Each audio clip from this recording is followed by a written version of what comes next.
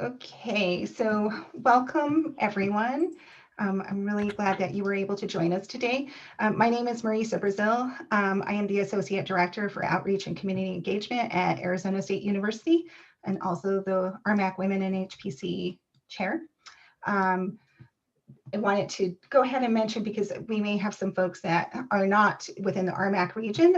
So the Rocky Mountain Advanced Computing Consortium is a collaboration among academic and research institutions located throughout the Intermountain states. And our mission is to facilitate widespread effective use of high performance computing throughout the Rocky Mountain region. And this particular group is the Women in High Performance Computing chapter that is affiliated under RMACC. And without further ado, I want to go ahead and introduce Becca Belche. Rebecca Belche, but she goes by Becca, is a software application analyst in the scientific software engineering team at Arizona State University, and she is going to be our moderator for today, and she will introduce Vinay. Awesome. Thank you, Marisa, and thank you to everyone who is joining us today for not just an incredibly interesting topic, but also an incredibly important one as well. Today, we're going to be highlighting the implicit biases of AI and their effect on HPC research and its practices. And as Marisa slightly mentioned earlier, before we had started recording, this is going to be a two-part series. The second part will actually be held in January, and it will be a more interactive and panel discussion for what attendees can take away as best practices, as well as actionable takeaways for HPC community. So please join us also then for this. But for today, for this presentation, I have the utmost pleasure of introducing Dr. Vinay Prabhu. He has obtained his PhD from Carnegie Mellon University, and he is currently the chief scientist of Unify ID Inc. Over the summer, he and his collaborator published a paper focusing on the tiny image dataset, a machine learning database, which hosted over 80 million images that were used to train advanced AI models. This paper focused on the ethical implications and concerns of using this data set and actually resulted in it being taken and removed from the creators. So without further ado, please enjoy as he presents on the subject, and also feel free to stick around afterwards for a Q&A discussion. Thank you.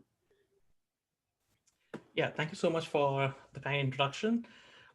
Just a very quick clarification. I mean, we kind of authored this paper, as you will see, with a larger, theme in mind. And we certainly at the outset did not want the cancellation of the data set or just taking down. And we were kind of curious how MIT would react. And we were kind of a little bit disappointed that they would kind of not invest the sweat equity required to, provide an example for the rest of the community to follow, and they just took the easy way out. With that caveat in mind, I'd like to begin my talk. This work has been done in collaboration with Abiba Birhana. So she's a PhD student at University College Dublin. She's an Ethiopian AI ethicist / philosopher, an amazing scholar to be working with. I learned so much through this journey. And this talk specifically takes most of what you kind of get to read in the paper and some of the recent work that we've done after the paper was published. So the talk is split into 5 sections. I'll basically provide an introduction as to how data sets are born and kind of set the stage for the primary causes of the horrors that we kind of observed. So one of the causes is what I call as the word net effect, and the repercussions that it had on the entirety of the computer vision community. And then a good chunk of this talk, I'll try to cover specific examples with regards to the threat landscape, about the specifics of hurt that is actually being engineered and targeted towards the minoritized groups in our community. And then we have created a bunch of community resources in the form of both code, Jupyter notebooks, as well as curated metadata sets. I'll provide some details. And if any of you are interested in kind of collaborating further or contributing your mind towards some of the ongoing projects that we have, I'll kind of share some points with regards to the main topics that we are currently focusing on. So let's begin with trying to understand how these large-scale data sets are born in the first place. So you have the problem of supervised classification in computer vision. So you basically have a bunch of images that are usually siphoned off by using cute little Python scripts and scraping the web.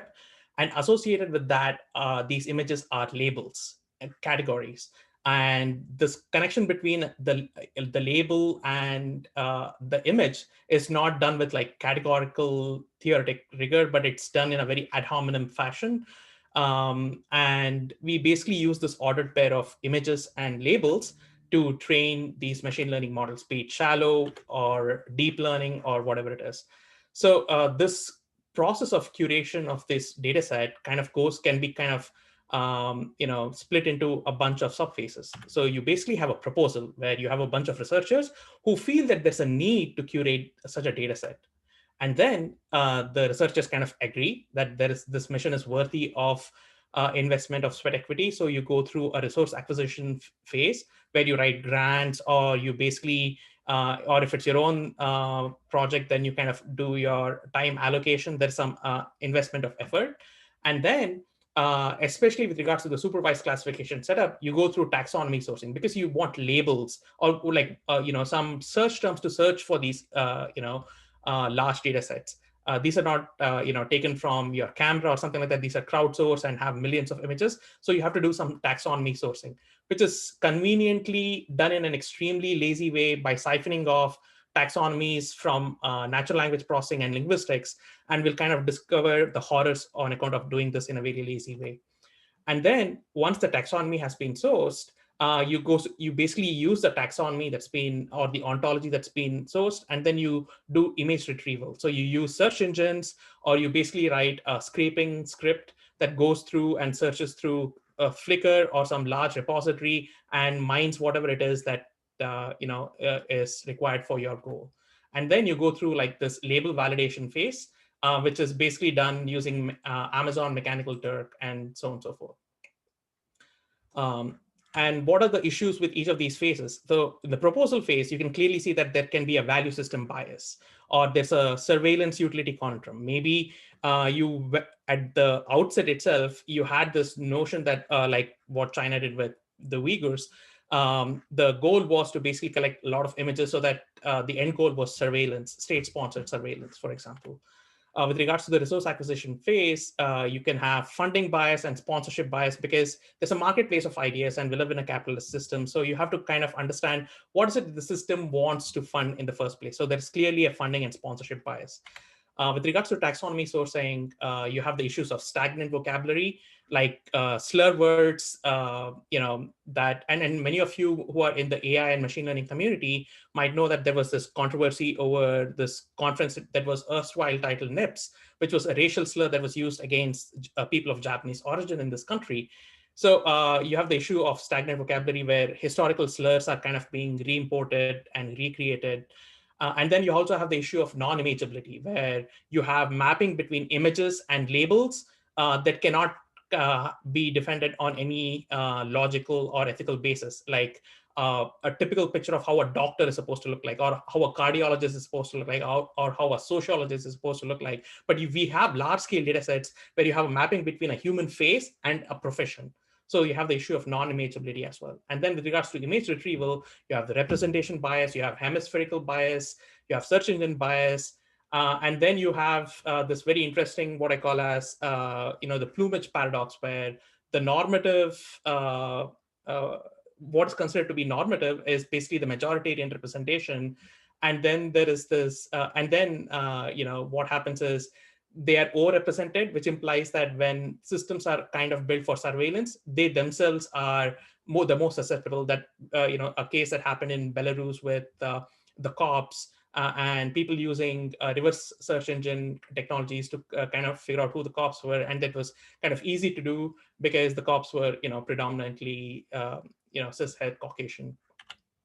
And then with regards to the labeling and validation phase, you have certain, shortcomings, like, it's basically built on an exploitation framework where there's a tremendous amount of ghost work that's extracted by using Amazon Mechanical Turk or any of the other plethora of startups that have mushroomed in the space.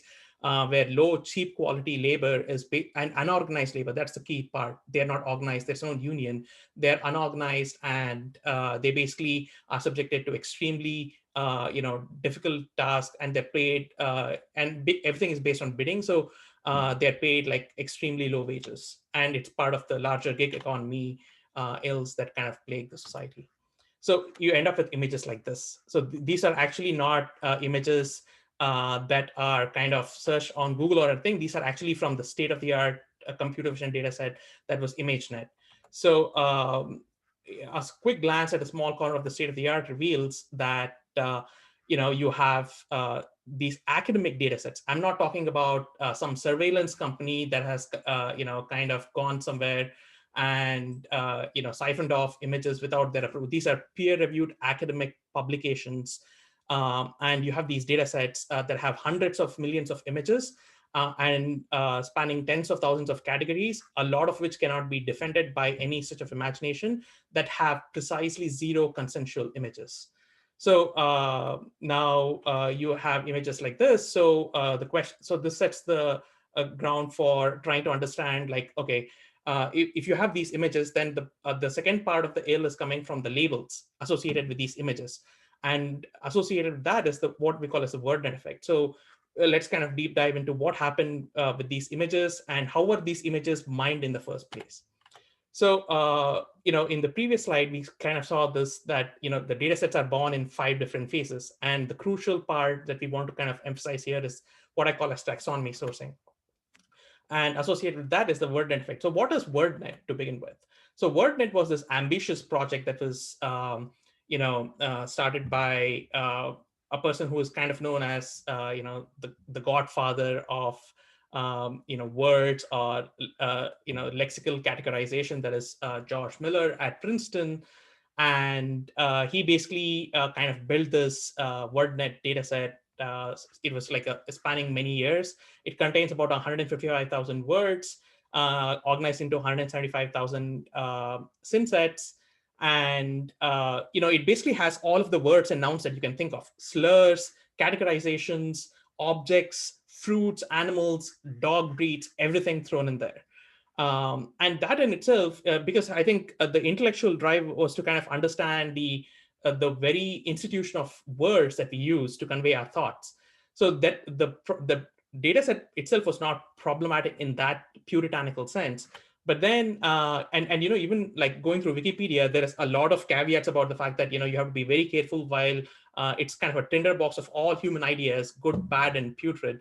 So you have to be very careful when you kind of use this in a downstream sense. And what computer vision people did was they had to basically kind of, the goal of computer vision at its heart, when you look at the birth document of computer vision that came through the Dartmouth Summer Project, was to basically try and enable computers to see the world. So what is the world made of? World is made of concepts and objects.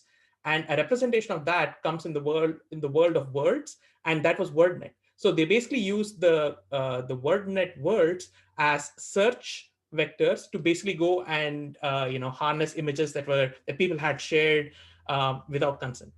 So what this has basically resulted in is that you have 3 large data sets that we can kind of look at, do a granular deep dive into. You had the MIT NYU tiny images data set, and then you have the ImageNet data set, which is still the state of the art. And that is where you kind of prove your mettle as a computer vision researcher. And then you also have the new prima donna amongst all of these large scale data set, which is a Tencent ML images emanating out of China. So with regards to tiny images, you can see images like this. So we found literally thousands of images of pornographic images, non-consensual images, revenge porn, and images that were labeled with N-word, with any racial slur, because there was no thought put into filtering what kind of, because the agenda itself was to kind of help the computers learn what the world is. And the world is filled with beauty and ugliness and all of it that was kind of, filtrated into this thing called WordNet. And now you have these large scale data sets where you can train machine learning algorithms to associate people with these professions or slurs. And it's an absolute, horror show, and it can kind of, and it has been used to actuate real world harm as well. So with regards to the ImageNet data set, people have certainly looked into it. So you had the Excavating AI project, where they trained a machine learning model based on the people's images and the mapping to professions using the specific subset of this data set. So the data set itself has like 21,000 categories, of which I think a few thousand are under this, because it's a very lexicographically organized data set. So you have this thing called person node in the tree of concepts. So in the person node, you have like mapping between a person's face and a profession based on what it has seen through search engine bias. So when you train such models and if you upload your image, it'll try to predict what is the top 5 classes associated with that image with regards to the training data set. So, and I think the ImageNet team, in my opinion, did a reasonable job at basically acknowledging the problem, albeit I would like to add this caveat that it came almost 11 years after the data set was released, and tens of thousands of papers were written. I think it has like 16, 17,000 citations and hundreds of thousands of downloads. And what they did admit was the fact that there were 2,832 classes in that person node, of which 1,593 were potentially offensive labels. You can actually find like, if you're looking at images of things like doctors or pediatricians, sociologists as predominantly cishet male, and then you look at, and it also has like a tremendous amount of misogynistic slur words, some of which we'll visit in the forthcoming slides. So if you basically upload an image of a woman, the odds that, those neurons, there'll be like parts of the architecture that would have kind of, will get triggered based on the fact that you have a female image being input at the being thrown as an input, and it'll basically kind of the top 5 classes that will be predicted will almost always include like at least one slur, is what we've kind of observed. And then they admitted to the fact that out of these 2,832 classes, only 158 of them were kind of visual and retainable. Now, when we've done a lot of work on tiny images, it was taken down, and people have kind of critically analyzed ImageNet. But one silent devil out there, which is far bigger than tiny images or ImageNet, that is the Chinese Tencent ML images dataset. And we have curated 315 synsets, which has straight up like misogynistic and racial slurs still existed. And it's not just in academic sense, and they also have kind of basically shared an easy to use model that can actually be downloaded as we speak and be deployed in a on a camera or something like that to basically perform these classifications. And this is something that we are currently working on. And if you have any effort to spare, I'd like to encourage you to come and kind of join forces with us. So with that, with this setting of what happened with the WordNet and the specifics of the ills that it brought, I'll kind of provide for a threat landscape, a bunch of which is covered in the paper, and some of which we got through community feedback that I've incorporated into this talk. So roughly you have like the 7 categories of harms that you can think of. The first is, you have the rise, you have these large data sets emerging in precisely that era where we have seen tremendous rise in the quality of the reverse image search engine. So you can literally take picture of someone these days with some reasonable amount of exposure and fame and upload them to reverse image search engines and figure out who they are in real life. And from there, it's like a spiraling abyss of like blackmails and basically different vectors of misogynistic violence that can be unveiled. And then the second category is the emergence of even larger and more opaque data sets. So you had this emboldening effect, and that repercussion has actually made things worse. And even after our paper came out, I genuinely don't think any effort has been made by the community at large. And we just have seen worse and worse data sets come in after the paper was published as well. And the third one is it has led to this promulgation of what we call as the Creative Commons fallacy, that just because you have an image that has a Creative Commons license, it is up for grabs. I can basically do anything that I want with it, and there's perpetual consent associated with those images, which is not true at all. And then you have like the what we call as the blood diamond effect in the machine learning models that have been trained on these data sets. The fifth is the perpetuation of unjust and harmful and historically sustains stereotypes. Then you have the issue of culture. It's not in spite of the culture of computer vision, but it's because of the culture in computer vision that has led to this kind of misplaced bravado on part of the purveyors of computational sciences, specifically with regards to computer vision. And lastly, it's something that what I call as the computational conquest of gender and harming LGBTQ communities. And that is where I think this provides for a specific context with regards to the HPC community here. And it'll be, I'm kind of intrigued to see what you guys feel in with regards to this specific computational conquest aspect of things. So the first question that might come to your mind is like, okay, you have these millions of images, like the ones that you see on the left-hand side, and many of them are beach voyeur images and stuff like that. Because there is no label associated with these, and there's no identity associated with these images, why should I care? And that's what I said is like, you have websites like PimEyes, and you have a series of articles that appeared on New York Times as well, where they kind of used a Clearview as an example, where you can upload an image and try and understand who it is in real world. So what we did is when we did this with the ImageNet dataset, to our shock, a lot of academics, tenure track professors, women were in our dataset.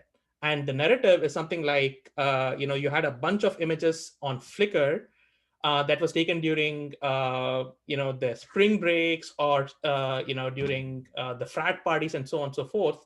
And then someone had shared it, and then it was kind of siphoned off by these scrapers, and now it's there for perpetuity. So as we speak, on account of the Streisand effect, we did not kind of make any revelations as to who these people are or to what extent this exists. And we have in fact talked to some of these professors and doctors and nurses, and they were shocked. And I guess the one good thing about search engines like PimEyes is that I think they have been reasonably accommodating in the request to remove their images, so that at least this link is kind of broken. So that's kind of the untold impact that our work had, and that's something that both me and my co-author were kind of very happy about.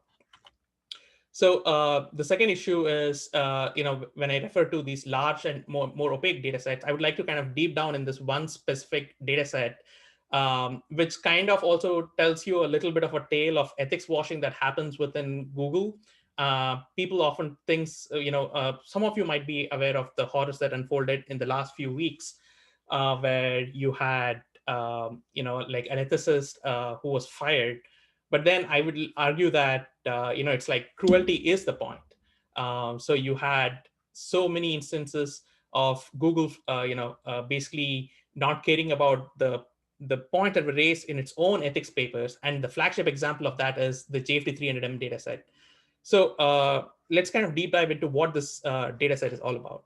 So it's a mysterious dataset that emerged in 2015. Initially, it had 100 million labeled images and 15,000 categories. And for sure, it had non-consensual images because it had categories like bridal shower, baby shower. So you actually have like pregnant women and women in their marriages in this data set. And this actually came in one of the most celebrated papers in computer vision, which basically introduced the tool of knowledge distillation for neural networks. And then, no one, they don't even clarify as to what JFD even stands for. And I had to actually kind of get the information from a CV that was shared by one of the team members who interned at Google in that period. And turns out it stands for Joint Photo Tree. But no one in computer vision really knows what JFT really stands for. And, it basically began in 2015 with 100 million images and 15,000 categories. And in 2017, 2017 was its annus mirabilis. So you had three, what are now considered to be, important papers in computer vision.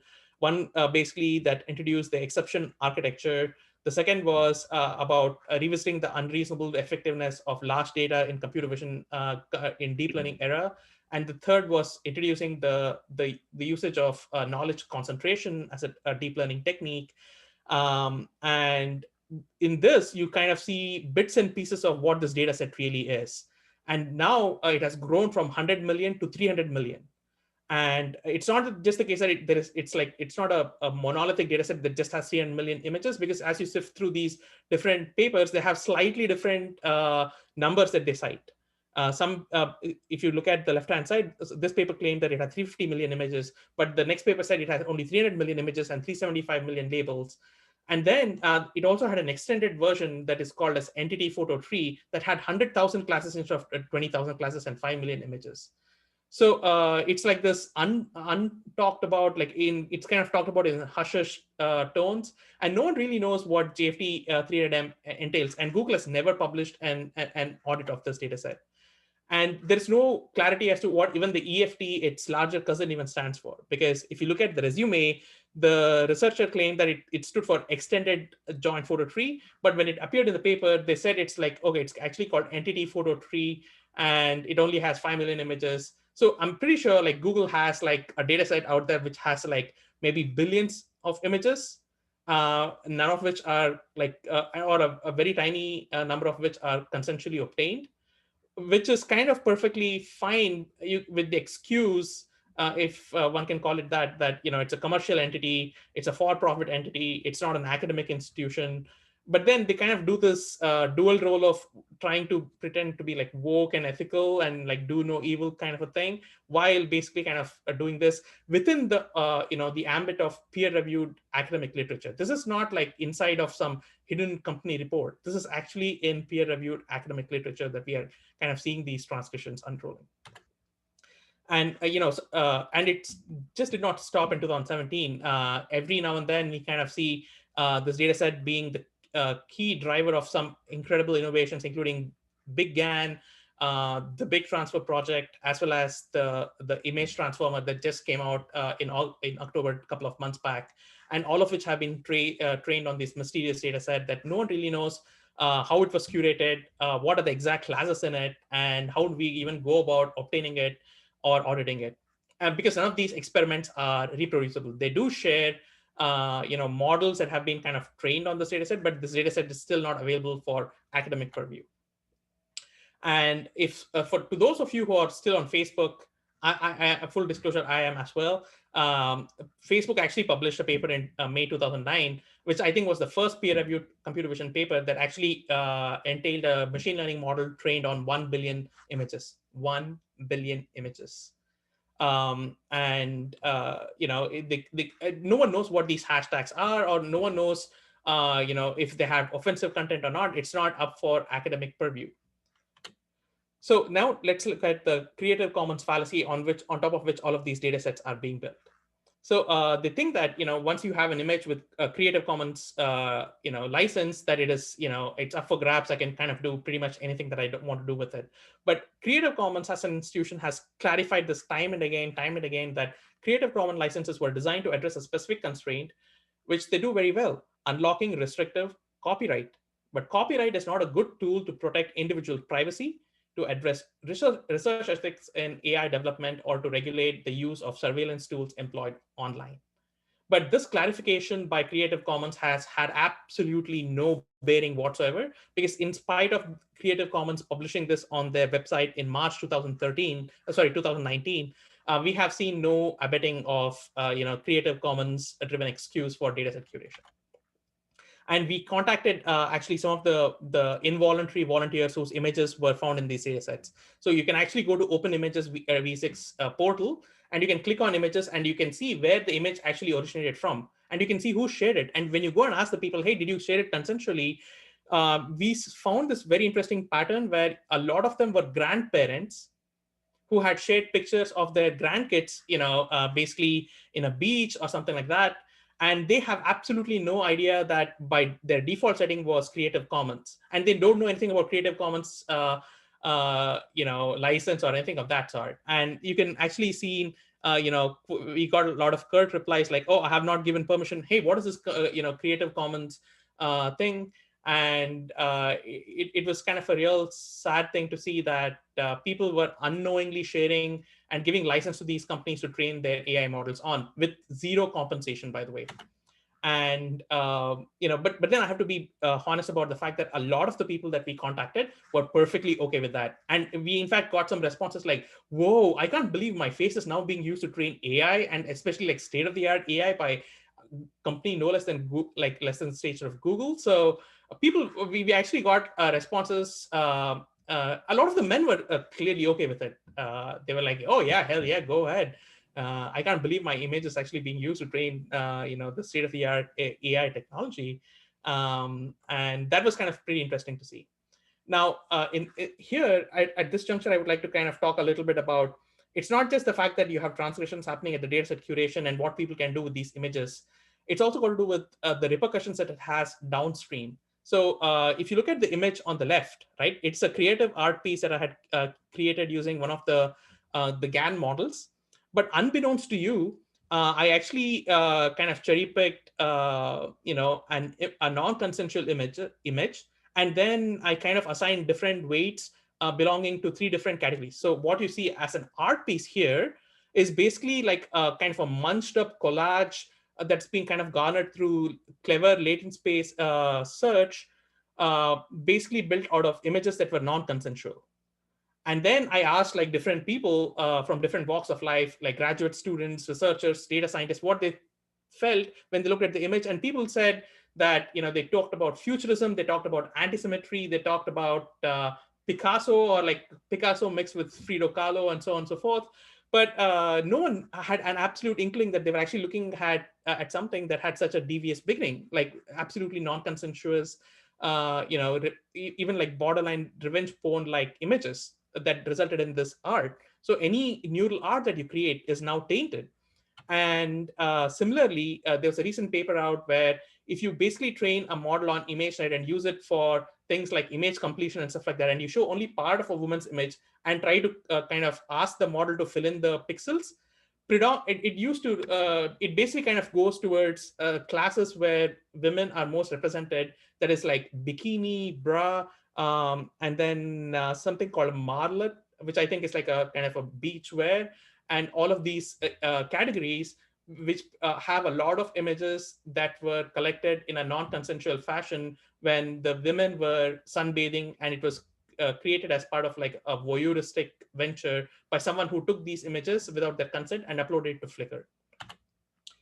And by the way, like I said, during the review period, word got around, and because we had put our paper on Open Archive, MIT took down the data set that was tiny images.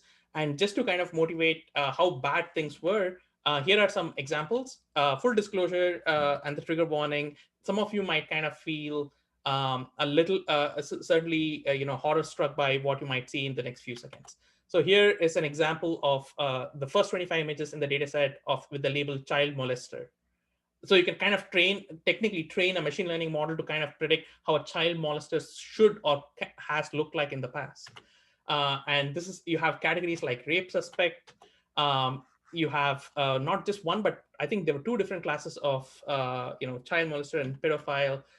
You have racial slurs, like coolie was a colloquial term that was used during the colonization of India by the British. And you have like thousands of images of people of Indian origin in that data set. And every racial slur that you can think of, this data set basically had it all. So what does this lead to? To me, the biggest issue is not so much about the specific trivia of these data sets or the specific companies or the specific researchers who did this, but it's the emergent culture. It is not like a cabal that is, or like a bunch of patriarchs sitting somewhere and kind of pulling the strings. It is the dominant culture itself refuses to think critically, and any critic is kind of poo-pooed away as being noise being made by cancel culture, social justice warriors, and all those tropes, and it refuses to kind of indulge in any kind of self-correction. So first and foremost, you might have kind of known about the obvious surveillance effect. And here I would like to draw the attention of the Megapixels project. It's, I think, in my opinion, one of the best treasure troves of all of the large-scale projects that have emanated from peer-reviewed academia that have been used for surveillance all over the world. So you have the clear issue, the threat of surveillance. But besides this, it is also got to do with the export, because the rest of the world kind of sees the Silicon Valley US-centric computer vision exploits as templates to be replicated.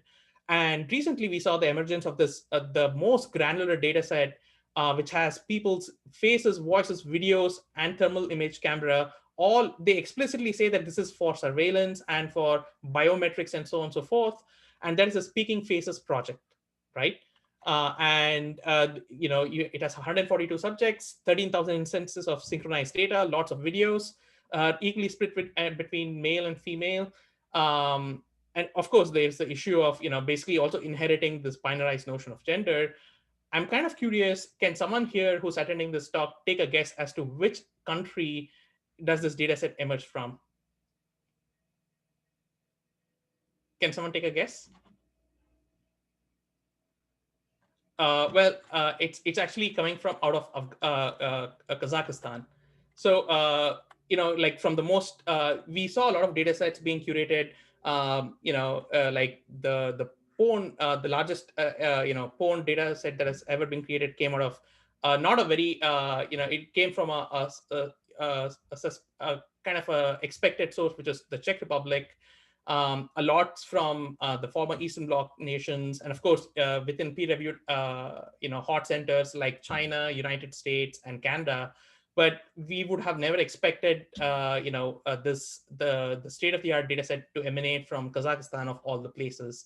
Where you can see that the template that has been provided in the Occident has been just replicated out of either veneration or because of their investment in hagiographies of the godfathers of deep learning who have refused to kind of comment on these practices. So you kind of get to see how quickly this culture also is being exported. So here are a couple of anecdotes. The first is got to do with this kind of infamous paper that came about from a university in Pennsylvania that talked about this machine learning model that has the ability to predict criminal tendency from a human face. And then a bunch of researchers kind of authored a paper completely saying that this is vaporware, there is pseudoscience, there is no such thing as criminality detection from face. This is just straight up physiognomy. You're bringing back eugenics. And then there was an activism that was created, and my co-author was certainly at the forefront of these. And then the paper was retracted. But guess what? This did not prevent from another paper that was published way after this, deep in the heart of South Asia, which basically talked about a technique and architectural design for criminal detection based on Lombroso theory using deep learning. And they don't even kind of soften the blow. They basically say that, yeah, we use Lombroso theory to basically look for phenotypical expressions on your face that might that has historically been associated with criminals. And this is the actual demonstrable evidence that we have of this cultural export. And it's not just a theoretical thought process. It is actually demonstrable in the real world that this culture is actually being exported all over the global south.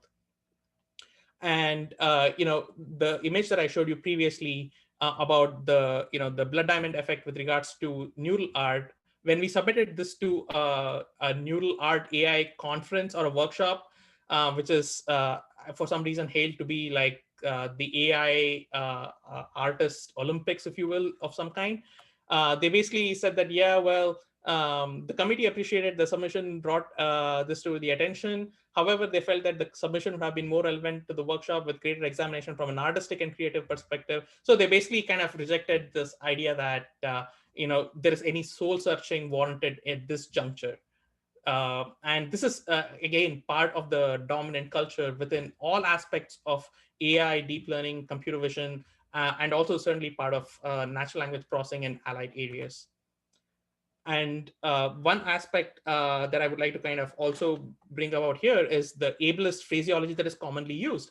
If any of you here has actually trained a generative adversarial network for generating fake images and deep fake technologies, a standard technique that is used is what is called as cripple training.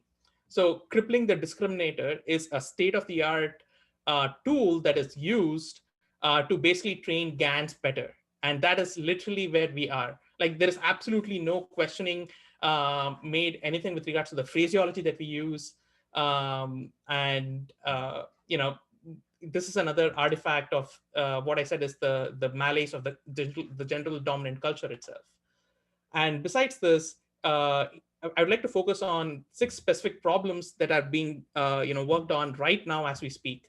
Problems, and these are things that you don't have to like dig deep into computer vision to see. You go through any of these top tier peer-reviewed conferences in computer vision, and you will get to see at least 1 or 2 papers minimum published on these topics: gender swapping, ethnicity classification, speech to face, which is generating a human face based on speech samples, attractiveness scoring and modeling, beautification algorithms, and criminality detection. We'll very quickly see what is wrong with each of these problems. So you had the famous StyleGAN2 paper that came out of the Yandex Research Labs in Russia that basically talked about state-of-the-art achievements with regards to deep manipulation of images and generating deep fakes. And one of their flagship examples was how well they were able to do gender swapping. And there they don't genuinely care about, and by the way, full disclosure, these are pictures of kids that don't exist. These are deep fakes. And these are examples that I kind of mined out where the real image was actually a human baby. And these are the gender swapped images. So in the top row, you'll see predominantly male-like faces, but in which case the babies were actually of female gender, or assumed so, or labeled so. And there is like nothing that, there is no dark thought that you can entertain that these guys have actually not done. And gender swapping with kids' faces is actually found in peer-reviewed academic literature in top-tier conferences, and that kind of tells you everything that you need to know about the culture in this field. Ethnicity classification is a hot topic. Every year you have like standard data sets, and everyone is trying to build their state-of-the-art models. The more popular examples that you get to see is with regards to the Uyghur populace. In fact, you actually have smart cameras being sold in China, which have a pre-built Uyghur detector being sold right now. And we have kind of seen how things have turned out, in this context. And you have like ethical gender classification or ethical ethnicity classification papers also emerging in, again, like top tier conferences. And besides this, like I said, there is a lot of effort being invested towards attractiveness scoring.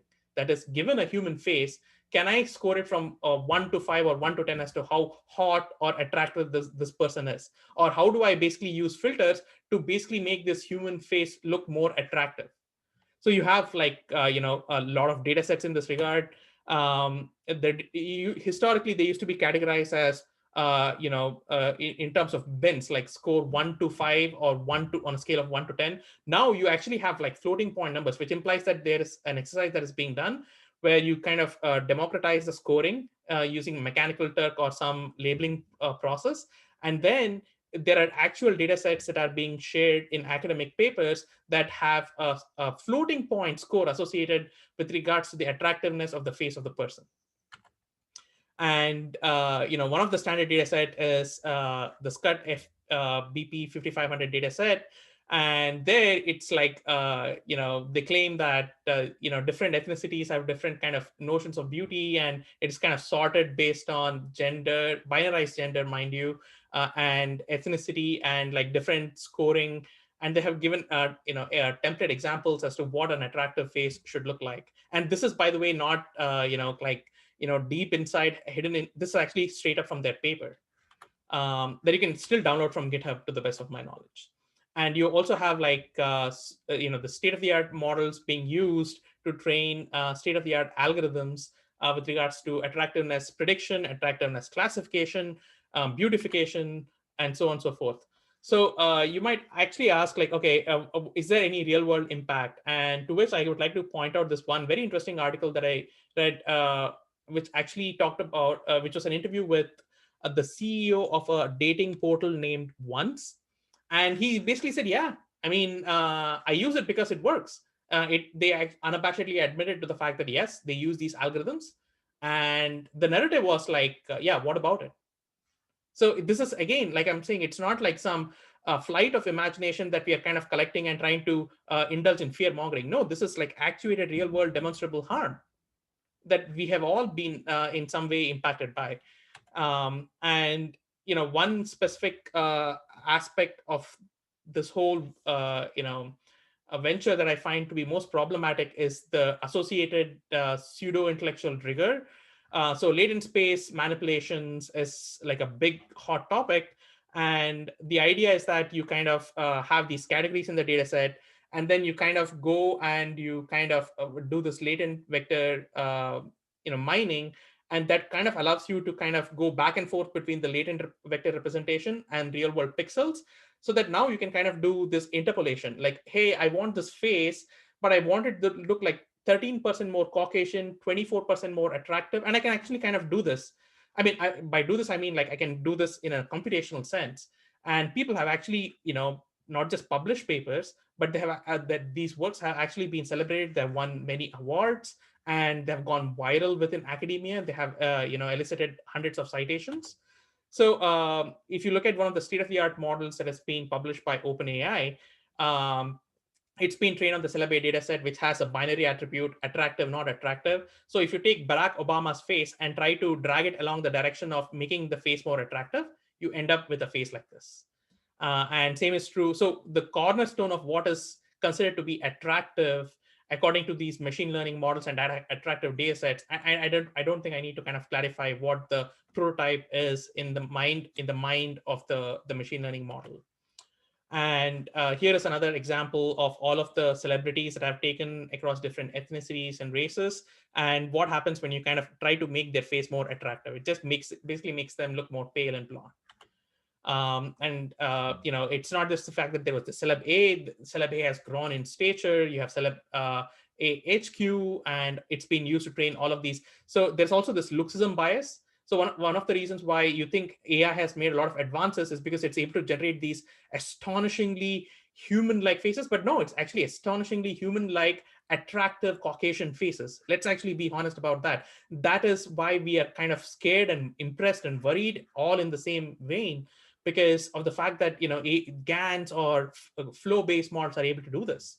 And it's not just the fact that you have the issue of like labels like attractive, not attractive. You have features like chubby, pale skin, and all of this. And these are actually all being kind of collected into creativity tools that I'll kind of address in the forthcoming slides, and how it's again being used to create and actually actuate and empower real world harm.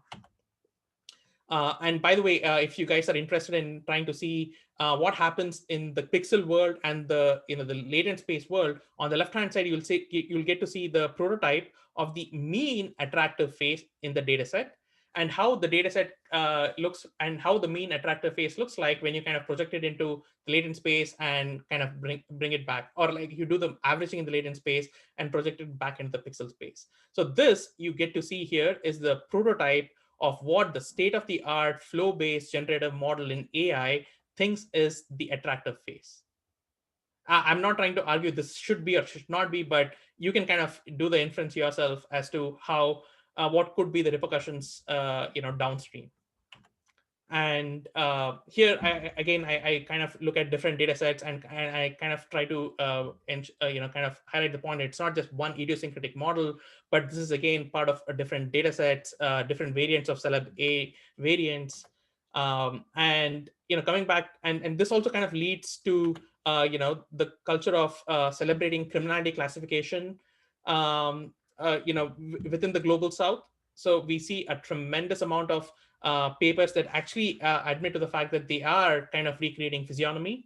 And the reason why I kind of added this slide is to also kind of re-emphasize that we are working on a project on the rebirth of physiognomy. So if you guys are interested and if you want to kind of contribute to the project, please do contact us after this talk, and let's kind of figure out the easiest way to kind of collaborate on this.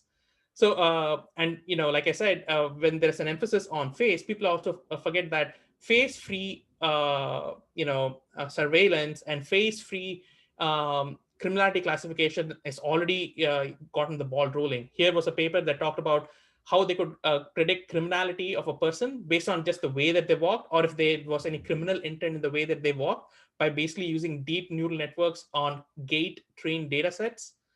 And besides this, you have algorithms being published for speech to face to speech, where apparently if you give a bunch of like a speech sample, AI can now generate the faces. So if you have someone with a normative or putatively accepted African American accent, then apparently this AI can generate a putatively prototypical African American face. And this is actually not coming out of some shady lab in middle of nowhere. This actually was published by MIT CSAIL. Similarly, my own alma mater, Carnegie Mellon, published this paper of very similar, flavor called Faces from Voices. And it's not just faces from voices. You also have voices to faces. And here's a Japanese paper that recently was published. If any of you can actually read Japanese, I would like to use your help in trying to kind of decipher the specifics of that technique and trying to see what exactly it is that they are kind of using. And before we kind of just say that it's the issue with China or Japan or anything of that sort, I'd like to be brutally honest about the fact that all of the so-called top-tier universities in US also kind of do this. It's not a like an Orient-Occident dichotomy or anything of that sort. This is kind of certainly the culture of the field. And now comes the point that I was kind of trying to motivate through these harms. That is the specifics of the computational, the ramifications of the computational conquest of the institution of gender, and how it's going to specifically harm the LGBTQ community. So there are four vectors of harm that are being actuated as we speak. The first has got to do with the fact that there are explicit classes like cross-dresser and trans person. There are actually images associated with this in peer-reviewed academic data sets. And you have models. You don't even have to train a machine learning model. And the claim is that because it's a high accuracy model, it is reasonably good at kind of mining out non-cis looking faces. So you have the explicit attack, and then you have what I call as the plumage paradox, in the sense that there are these a lot of efforts that I see from the LGBTQ plus community that talks about coming up with ontologies to enhance visibility and to fight against erasure. And these ontologies are now being kind of distilled into machine learning data sets, and they're training machine learning models. And I'll give you a specific example of that. Dr. The third Prabhu, is coming from... may I interrupt you? So sorry. Yeah. So we're getting close to time, but I do want to welcome you to continue presenting if you wish, and then we'll continue recording. But I do want to give people an opportunity to leave and let them know that they're welcome to stay or continue joining us if you're comfortable continuing going to the full presentation. And again, like Marisa has mentioned in the chat, please join us again for January if you wish to have a more interactive session and discussion. And is there a way that people can contact you, Dr. Prabhu, if you want to drop that in the chat, or we can provide that? Like a DM on or Twitter, or like I'll just put in my email here as well. It's Vinay at unify.id. Feel free to contact me, and if you want to collaborate or if you have questions, I'll be extremely happy to address these. Awesome, thank you. Okay, I'll unmute myself and you can continue going. Thank you. Cool. Yeah, I'll be done in probably the next 2 to 3 minutes. So like I said, these are 4 specific vectors of actuation of hurt. And this has been an end result of a project that's been in the works for a long time.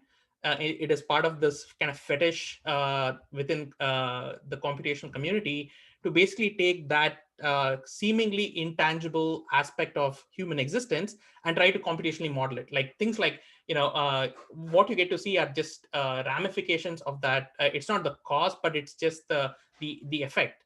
Like all of these things that we saw about like attractiveness, like how do you define if a human being is an attractive or not? But that's the fetish that the computational community has always had, and gender is just the latest playground of its exploits. So here, so for example, on this left-hand side of this slide, you'll get to see an example of what I meant. So this was an image that was there in image and data set. When you pass it through the state-of-the-art model in machine learning, it actually predicts, so you have classes like transvestite, cross-dresser, and you have actual classes like adulteress, fornicatress, and so on and so forth. So this is the vector of harm that I call as like explicit modeling. They have somehow collected these images through search engines, and there are actual models available to do a transvestite detection in the wild, for example.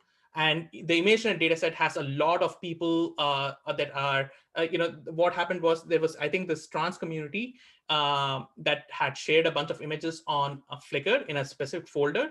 And this was just, siphoned off because, and under the excuse that they were only looking for images of skirts. And that is how you have all of these images in the dataset. And similarly, recently you might have heard of the gender spectrum collection project by Vice.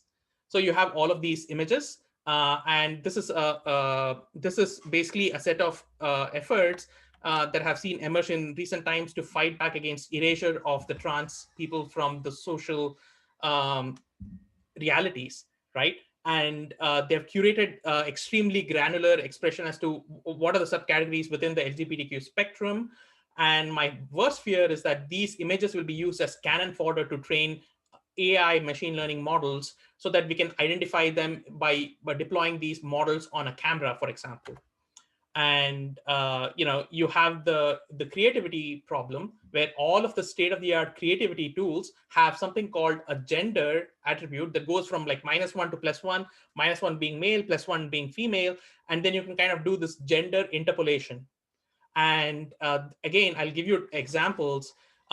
There's actually a startup that basically kind of sells images where they say that, hey, if you are a brand that's trying to kind of reach out to a larger audience, you don't have to go and pay the models. Just do gender interpolation in the latent space, and or basically just move a knob here and there, and you can get different expressions of the LGBTQ gender expression. And you can use these by just paying 5 cents, 6 cents per image or something like that. And you can kind of meet all of your DEI requirement, and you can go ahead with your DEI ethics washing and so on and so forth. So like I said, this we saw the emergence of this in neural art creative tools. And it's also certainly part of Adobe Photoshop now under the larger ambit of neural filters. But there's actually a startup that's actually selling these images as well. So you can say that, oh, I'm trying to target the specific corner of or the subsection of the LGBTQ plus community, and I can now go to a startup and just buy synthetic images belonging to that specific subcategory. So, like I said, this was not like an academic flight of fantasy. This actually has happened. So any of your worst fears that you have in mind, stay rest assured, because of either late stage capitalism, misplaced values, whatever it is, it just gets unraveled in the real world very, very quick. And so this slide kind of captures what's happening. So you have the impetus coming in from the creativity tools, where gender is just a parameter that you can kind of smoothly interpolate over. So in this slide, in this image, you can kind of see me interpolating from the feminine to the masculine. So I go from +1 to -1, and this is how the face is supposed to kind of cover all parts of the gender expression spectrum, for example. And then you have the explicit labeled data that's already available. And then you have the shrinking of the synthetic to real. So you can kind of train your machine learning models on these images that don't exist in the real world. And you can yet be able to deploy it in the real world on real human faces. Because of smart mathematical techniques that aim at shrinking what is called as the domain adaptation gap, which is what happens when you train on synthetic images and then you try to deploy on real world images.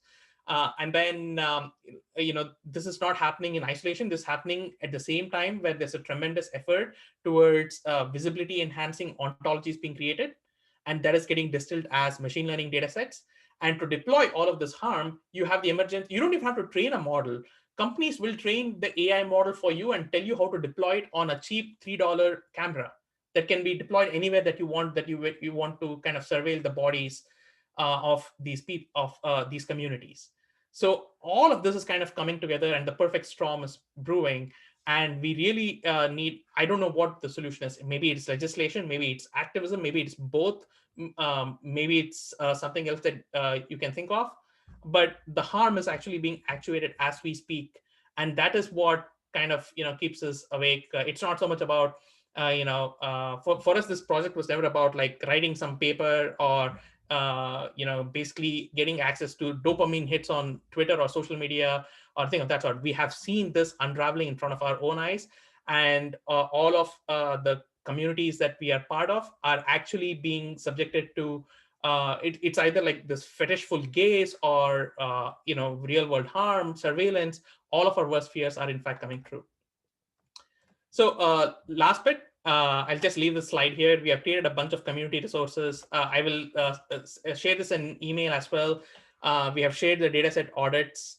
And as we speak, I've also kind of curated a couple of video tutorials in this regard. One is with regards to the general issue of ethical malice in peer-reviewed literature.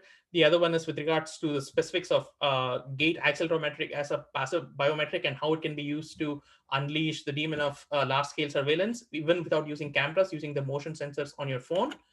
So if you want to really kind of join forces, we currently have 4 projects that we are working on. One is the rebirth of physiognomy and the rebirth of eugenics by means of computer vision. The second is got to do with the horrors of salience image cropping on Twitter that is besotted with racial and misogynistic biases, where if you upload a picture of a woman, you wouldn't be too surprised. And if the image is too big and if it has to be cropped, you wouldn't be surprised if there is the male gaze cropping where only the bust is kind of cropped and focused on. And many of you might have experienced this. And there's a reason for this. And we explore both in an epistemological sense and also from a mathematical sense as to why this is happening. And we also have curated like a portal where you can upload your image and it'll kind of tell you what parts of the image are actually being focused on by these cropping algorithms. The third is basically, ethics washing at scale, who's doing it, why are they doing it, the specifics of it, including the JFD300M dataset. And the last is got to do with the computational conquest of gender. I firmly believe in the adage of nothing about us without us. So both Abiba and myself, we have very strong ideas about the ways in which these harms are going to be unleashed. But then we don't nurse illusions about the fact that our view is the right view. And we also completely adhere to the fear of the Streisand effect, where unknowingly we might actually draw the attention of people who wouldn't have even thought of it, and they might actually be goaded to kind of indulge in more harm. So we would certainly ask if any of you here are self-identifying members of the LGBTQ plus community, and if you have your inputs, please do send an email and share your views with us. Or we would, and we don't believe in basically being these stylized woke ethicists who will kind of normatively center your voice. This is basically for you. And if you want your voice to be heard, we are all ears.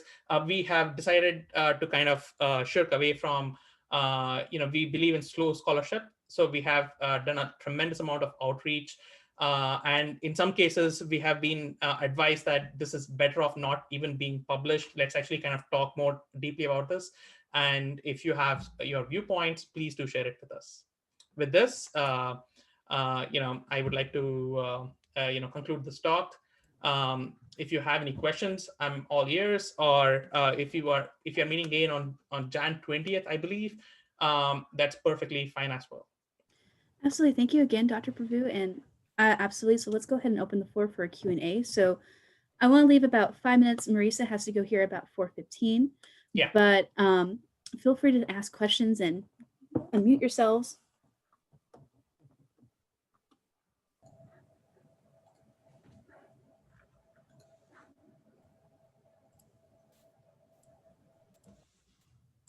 Hello, I had a little bit of a question about a recent issue with students, in particular, Canvas and other programs like it, online learning platforms in which they're recording things like student work and student pictures, student photographs, possibly student communications with their teachers, and in case most recently, any student creative work as well. Yeah. Have you done any work with those online learning platforms? No, but I do know of people who have issued concern with regards to things like Coursera, and worse, you have several, this is exactly got to do with what is called a saliency estimation. So what happens is they want to know at what point you're losing concentration and kind of modeling. That's again what I call as like the fetish on part of the computational community to kind of model these intangible ideas like concentration or what part of the slide you're focusing on. So within the context of saliency image cropping and saliency estimation, we have clearly kind of done this in terms of, so there's like a lot of papers on microsaccades modeling, where these are basically like these flutterings and fluctuations in your eye, and what part of your the screen are you looking at. So eye tracking and basically trying to model whether or not you're paying attention. So there are people who are actually kind of working on this, and we kind of address this within the ambit of saliency estimation and saliency image cropping. A similar sister problem of that is got to do with the concentration modeling for drivers, which is soon going to be part and parcel of the smart cars that are being sold, where there's a camera that's always looking at you. And the moment it sees that you're getting distracted or you're looking here and there, they will kind of have kind of an alarm of sorts. So even when I was in graduate school, there were a couple of startups that were born out of CMU that were doing exactly this, where there would be a camera in front of the student all the time. And the excuse there was to ensure that the students are not getting distracted easily. But there was absolutely the students did not have the right to not give consent.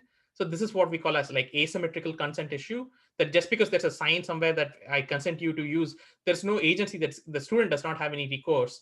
And I think there are people who, I can't think of a specific paper, but people have actually looked into this and the careless way in which these large scale videos and images are being stored.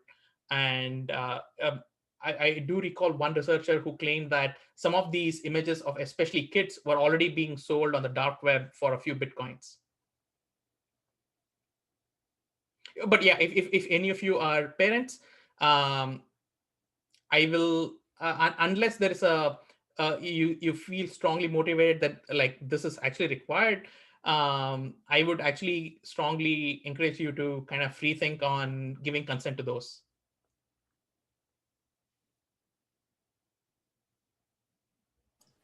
Great point. I'm a mother myself, so I'm definitely a little terrified after hearing that. Are there any other questions or comments someone would like to make? There was a comment from Tina Garrison, and she mentioned that she would be reaching out to sociology friends who might be willing to join forces. So I think that's good news. Oh, cool. Yeah, my co-author certainly has a background in sociology, and large tracts of the paper were kind of authored with that narrative in mind as well. So yeah, we'd love to hear from the sociological perspective. And there was another comment about this being interesting but terrifying, and I think I have to agree with that. Definitely. Yeah, this was a fascinating talk. Really appreciate it. Yeah, and I think they're right in the sense that like our agenda was not to just indulge in like either ad hominem insults against institutions or just do indulge in fear mongering, but I think our worst fear is that it might be too late, and that's the fear that we're constantly grappling with. And as have kind of given evidence, you actually have actuated real world harm. These are not flights of fantasy, and yeah, that it's a real sad state of affairs.